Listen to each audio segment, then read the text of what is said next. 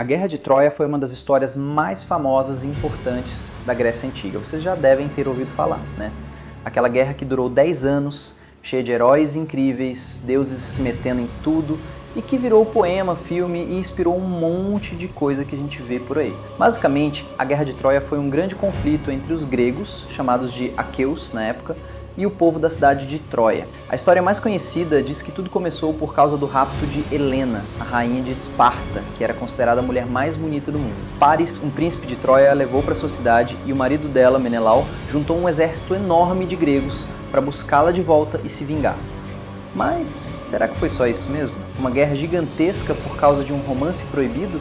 Ou será que tinha mais coisa por trás? Tipo, disputa por poder, por rotas de comércio, ou quem sabe um pouco de verdade misturada com lenda. Hoje a gente vai tentar entender o que realmente pode ter acontecido, quais foram as principais batalhas, quais foram os heróis mais importantes e como essa guerra terminou de um jeito tão marcante, com o destino de muita gente sendo decidido na ponta da espada. A Guerra de Troia. Desvendando o mito.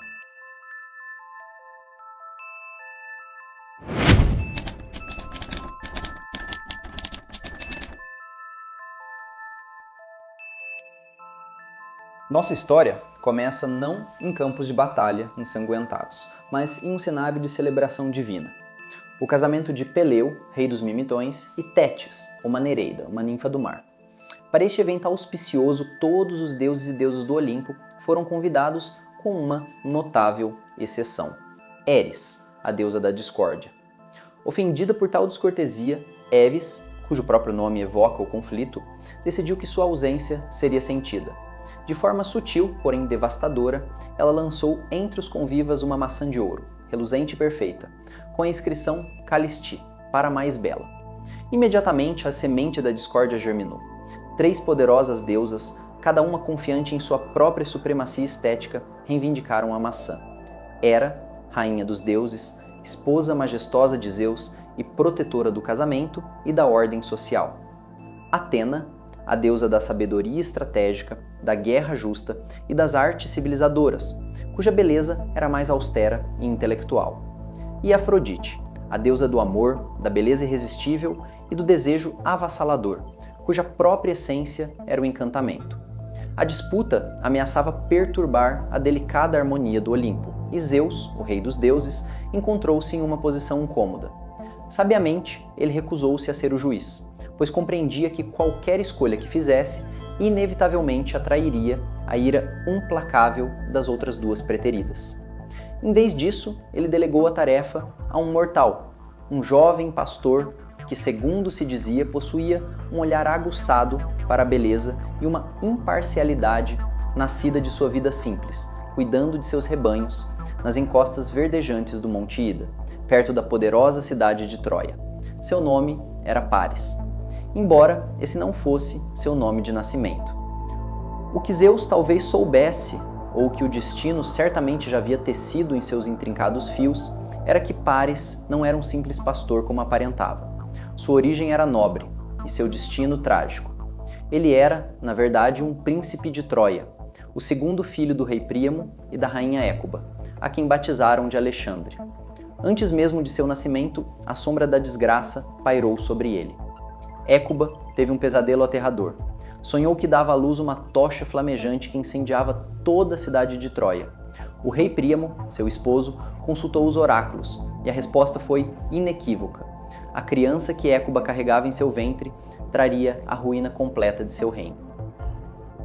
Aterrorizado pela profecia e com o coração pesado pela responsabilidade de proteger seu reino, Príamo tomou uma decisão drástica ao nascimento de Alexandre. Ordenou que o recém-nascido fosse abandonado no Monte Ida para perecer, seja pelas feras selvagens ou pela exposição aos elementos. O servo encarregado da tarefa, Agelau, no entanto, não teve coragem de cumprir a ordem ao pé da letra. Ele deixou o bebê em um local ermo, mas dias depois, roído pela culpa ou movido por um impulso divino, retornou e encontrou o menino milagrosamente vivo, tendo sido amamentado por uma ursa. Vendo nisso um sinal da vontade dos deuses, ou simplesmente incapaz de abandoná-lo novamente, Agelau levou o bebê para casa e o criou como seu próprio filho, dando-lhe o nome de Paris. Assim, o príncipe cresceu como um pastor, forte, ágil e notavelmente belo, completamente alheio à sua linhagem real e ao destino sombrio que o aguardava, um destino que o encontraria mesmo nas pastagens tranquilas do Monte Ida. Ele vivia uma vida idílica e até mesmo encontrou o amor dos braços da ninfa Enone, a quem jurou fidelidade eterna, sem saber que os deuses já traçavam para ele um caminho bem diferente. Foi nesse cenário bucólico que Hermes, o mensageiro de pés alados dos deuses, encontrou Paris. Hermes, com sua astúcia e charme, explicou a delicada tarefa que Zeus lhe confiara: julgar qual das 3 magníficas deusas era a mais bela. Paris, inicialmente intimidado pela presença divina e pela magnitude da responsabilidade, logo se viu no centro de uma competição celestial. Cada uma das deusas, por sua vez, aproximou-se e tentou suborná-lo, oferecendo dons que apelavam a diferentes aspectos da ambição humana. Hera promete-lhe poder sobre vastos reinos e riquezas inimagináveis. Atena oferece-lhe sabedoria insuperável e glória invencível em todas as batalhas. Afrodite, com um sorriso sedutor, promete-lhe o amor da mulher mais bela do mundo mortal. E para ilustrar sua oferta, mostra a Paris a imagem de Helena, princesa de Esparta. Paris, jovem, talvez ingênuo e certamente mais guiado pela visão da beleza estonteante de Helena e pela promessa de tal amor do que pela perspectiva de reinos ou vitórias militares, tomou sua decisão. Ele entregou a maçã de ouro, o pomo da discórdia, a Afrodite. A deusa do amor exultou, sua beleza radiante, ainda mais acentuada pelo triunfo. Hera e Atena, no entanto, foram consumidas por uma fúria fria e uma humilhação profunda. Com essa escolha, ele sela não apenas seu destino, mas o de toda a sua civilização. Afrodite cumpre sua promessa, mas Paris ganha a inimizade eterna de Hera e Atena, que se tornariam aliadas implacáveis dos gregos.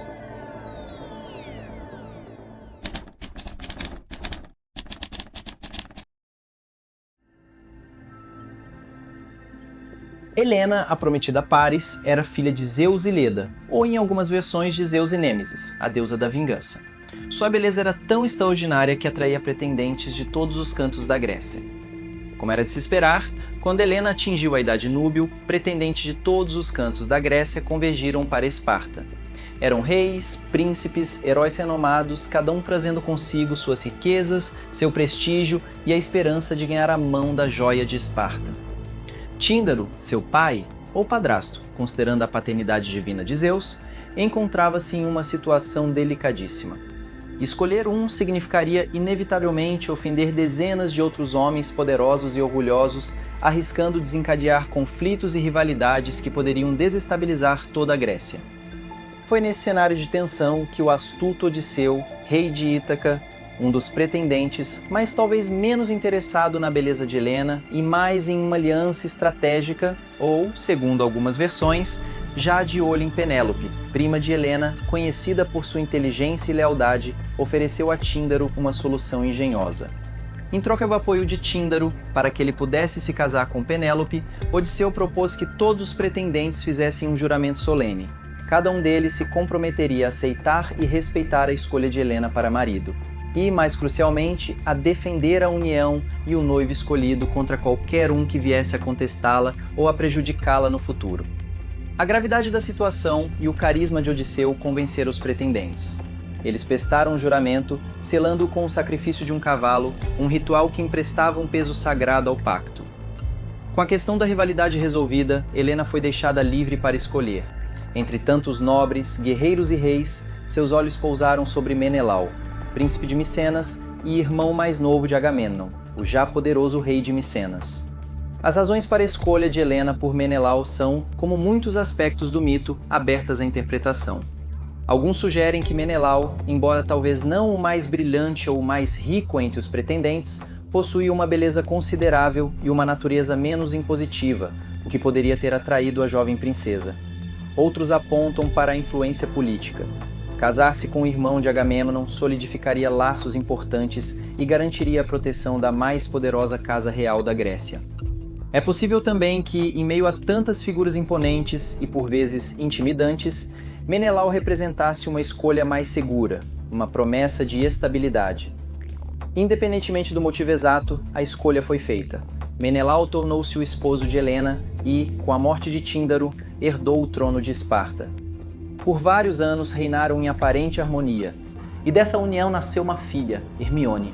Odisseu, fiel à sua parte do acordo, casou-se com Penélope, e o juramento dos pretendentes, por um tempo, pareceu apenas uma lembrança e um passado tenso.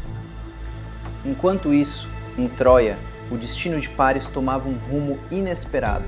Anos após ter sido abandonado no Monte Ida e após o fatídico julgamento das deusas, a cidade de Troia organizava jogos fúnebres anuais. Estes jogos eram realizados em memória do príncipe que Príamo e Écuba acreditavam ter morrido na infância, o próprio Paris. Tais jogos eram eventos de grande prestígio, atraindo competidores e espectadores de toda a região, com prêmios valiosos. Um dos prêmios oferecidos naquele ano era um magnífico touro, que, por ironia do destino, era o touro favorito de Paris, que ainda vivia como pastor e era conhecido por sua habilidade e força. Inconformado por ter seu animal premiado levado como tributo para os jogos, Paris decidiu descer de suas montanhas e ir a Troia para participar das competições e tentar recuperar seu touro. Para surpresa de todos, o jovem e desconhecido pastor demonstrou uma proeza extraordinária. Ele venceu todas as modalidades dos jogos: corrida, pugilato, lançamento de disco e dardo, superando os mais nobres e habilidosos jovens de Troia, incluindo seus próprios irmãos, como o renomado Heitor e Deífobo. A vitória de um estranho sobre os príncipes troianos causou espanto e, para alguns, indignação. Foi neste momento de clímax que sua verdadeira identidade começou a ser desvendada. Cassandra, sua irmã, possuída pelo dom da profecia, embora amaldiçoada a nunca ser acreditada, reconheceu-o e, em transe, anunciou novamente que ele era a tocha que traria a ruína para Troia. Outros sinais, talvez uma marca de nascença ou o testemunho do pastor que o criara, confirmaram sua linhagem real. Apesar dos repetidos e angustiados avisos de Cassandra sobre o perigo que ele representava, a alegria de Príamo e Écuba por reencontrarem o filho que julgavam perdido há tanto tempo suplantou qualquer temor. Paris foi recebido de volta ao seio da família real com grande celebração, e a sombra da profecia foi, por um momento, convenientemente esquecida em meio ao júbilo. Algum tempo depois, já reintegrado à sua posição de príncipe, Paris foi incumbido de uma missão diplomática à Grécia. As fontes divergem sobre o propósito exato desta embaixada. Uma tradição proeminente sugere que o objetivo era negociar o resgate ou o retorno de Hesione, irmã de Príamo. Hesione havia sido capturada anos antes, quando Hércules atacou Troia em uma disputa anterior com o rei Laomedonte, pai de Príamo, e a entregou como prisioneira ou esposa a Télamo, rei de Salamina. Independentemente da missão oficial, ventos favoráveis, possivelmente um artifício de Afrodite, ansiosa por cumprir sua promessa a Paris, conduziram a nau troiana diretamente para o porto de Esparta. Lá, Paris foi recebido por Menelau com toda a pompa e hospitalidade que a cultura grega, a xenia, exigia para com um hóspede de tão alta estirpe. Festas e banquetes foram oferecidos em sua honra. Foi durante uma dessas celebrações que Paris viu Helena pela primeira vez. A promessa de Afrodite materializou-se diante de seus olhos. A beleza de Helena era de fato divina e Paris foi instantaneamente cativado.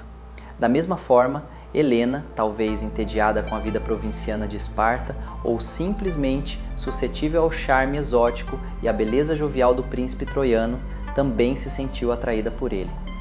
Afrodite, fiel à sua palavra e auxiliada por seu filho Eros, cujas flechas eram infalíveis, inflamou uma paixão avassaladora e imprudente entre os dois. O destino interveio mais uma vez. Menelau foi obrigado a se ausentar, viajando para Creta para comparecer ao funeral de seu avô, Catrel. Na ausência do rei espartano, a paixão entre Paris e Helena floresceu sem restrições. Cego pelo desejo, encorajado por Afrodite e talvez impelido por um senso de aventura juvenil e arrogância, Paris convenceu Helena a abandonar seu marido, seu reino e sua filha e fugir com ele para Troia. A partida não foi apenas uma fuga romântica, foi um ato de profunda traição e violação. Ao levar Helena, Paris quebrou os mais sagrados laços da hospitalidade que Menelau lhe oferecera. Para agravar a ofensa, ele não partiu de mãos vazias. Paris e seus companheiros saquearam uma parte considerável do tesouro real de Esparta. O motivo para este saque pode ser interpretado de diversas formas. Poderia ser um ato de pura ganância, uma tentativa de levar riquezas para impressionar em Troia ou para compensar a perda do investimento na viagem. Poderia também ser uma demonstração de poder, um insulto deliberado a Menelau ou até mesmo uma tentativa de pagar por Helena, como se ela fosse um bem adquirido. De qualquer forma, o roubo do tesouro adicionou um insulto material à injúria pessoal e à violação da Xenia, tornando a afronta ainda mais grave e a necessidade de retaliação ainda mais premente. Ao retornar a Esparta e descobrir o palácio vazio, a esposa desaparecida e o tesouro pilhado, Menelau foi consumido por uma fúria justificada e uma profunda humilhação. A dupla traição da esposa e do hóspede era um golpe intolerável à sua honra e à sua soberania. Imediatamente ele procurou seu irmão Agamenon e juntos invocaram o juramento que todos os antigos pretendentes de Helena haviam feito.